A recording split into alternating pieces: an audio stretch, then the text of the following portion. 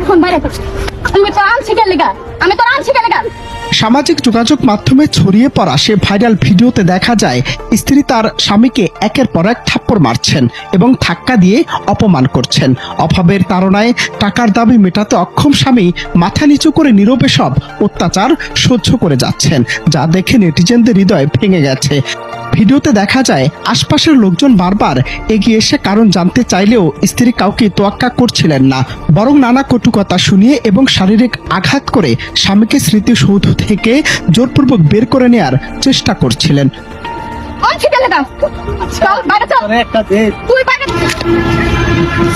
এই ঘটনাটি কেবল একটি পারিবারিক কলহ নয়, বরং আমাদের বর্তমান সমাজ ব্যবস্থায় পারিবারিক শ্রদ্ধা ও সহনশীলতার চরম অবনতিকেই ফুটিয়ে তুলেছে।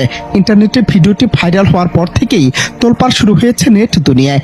কেউ কেউ স্ত্রীর এমন আচরণের তীব্র নিন্দা জানাচ্ছেন, আবার কেউ কেউ স্বামীর ধৈর্যের প্রশংসা করলেও তার প্রতি হওয়া এমন অন্যায়ের বিচার দাবি করেছেন।